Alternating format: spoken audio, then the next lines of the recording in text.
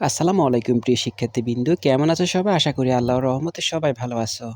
প্রতিবারের মতো আমরা এবারও তোমাদের জন্য গুরুত্বপূর্ণ সাজেশন নিয়ে আসলাম। ইনশাআল্লাহ আমাদের সাজেশনগুলো ফলো করলে তোমরা এখান থেকে 100% কমন পাবে। তো আজকে আমরা বাংলা প্রথম পত্র সাজেশন নিয়ে আসলাম। ইনশাআল্লাহ আমাদের দেওয়া সাজেশনগুলো যদি ভালো করে পড়ে যাও, তাহলে তোমাকে আর কোনো চিন্তা করতে হবে না।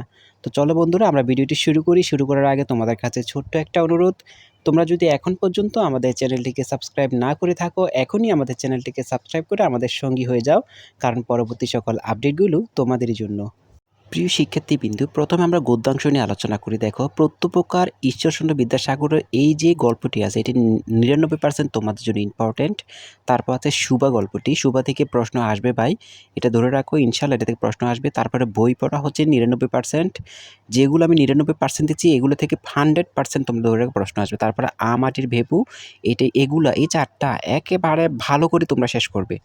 প্রত্যেকটা অধ্যায়ের গল্পগুলো খুবই ভালোভাবে লাইন বাই লাইন রিডিং পড়বে। বারবার বলতেছে, গাইড বই পড়ে আগে গল্পগুলো ভালোভাবে রিডিং করবে। তারপর কি করবে, এই গল্প, কবি পরিচিতি, পাঠ পরিচিতি, তারপর গিয়ে তুমি বিগত বছর প্রশ্নগুলো একটু ভালো করে দেখো। তোমার গাইডে যে প্রশ্নগুলো আছে জ্ঞানমূলক, অনুধাব এবং সৃজনশীলগুলো একটু হলেও ভালো করে দেখিয়ে তারপর পরীক্ষা দিতে যাবে। তারপরে আমাদের মোস্ট ইম্পর্টেন্ট হচ্ছে মানুষ মোহাম্মদ সাল্লাল্লাহু আলাইহি সাল্লাম, এখান থেকে প্রশ্ন আসবে, এটাও 99% ইম্পর্টেন্ট।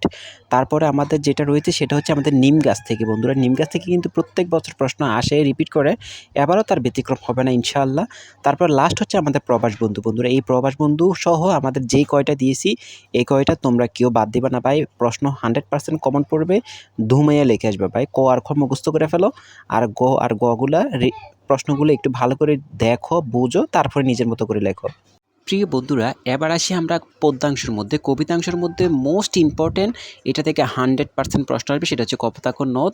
কপোতাক্ষ নদ থেকে প্রত্যেকটা বছর প্রশ্ন আসে, এবার ব্যতিক্রম হবে না ইনশাল্লাহ, এখান থেকে প্রশ্ন আসবে। তারপর রয়েছে আমাদের জীবন বিনিময়, খুবই ইম্পর্টেন্ট, এটা আমাদের 99%, এখান থেকে তোমরা প্রশ্ন পাবে। তারপরে আমাদের যে কবিতা অংশটা রয়েছে সেটা হচ্ছে বৈশাখ। এই যে বৈশাখটা, এটা থেকে তোমাদের এবার প্রশ্ন করার 100% প্রশ্ন করতে পারে, কারণ এটা নতুন করে উল্লেখ করা হয়েছে।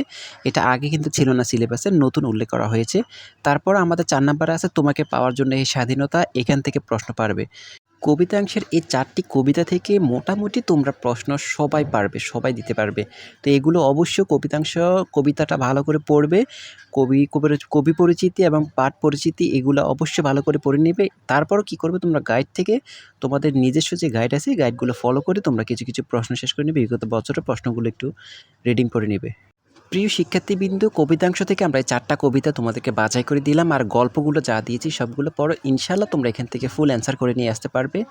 অবশ্যই ভালো করে মেইন বইটা ফোকাস করে পড়ো। মেইন বই থেকেই মোটামুটি প্রশ্ন করা হবে, মেইন বই ভিত্তিক। অবশ্যই এগুলোর দিকে একটু ফোকাস করবে। প্রিয় বন্ধুরা, তারপর রয়েছে আমাদের উপন্যাস। এই যে একটা উপন্যাস 1971 হুমায়ুন আহমেদ সাজেশন থেকে, এটা 100% কমন পড়বে। এই উপন্যাসটা আপনাদের যে বই আছে অবশ্যই ওই বই থেকে ভালো করে শেষ করে নেবেন। আর এটা আপনাদের 100% কমন পড়বে। একটাই দিলাম, একটা আপনারা অবশ্যই ভালো করে শেষ করে নেবেন। অবশ্যই উপন্যাসটা A to Z ভালো করে রিড করে নেবেন।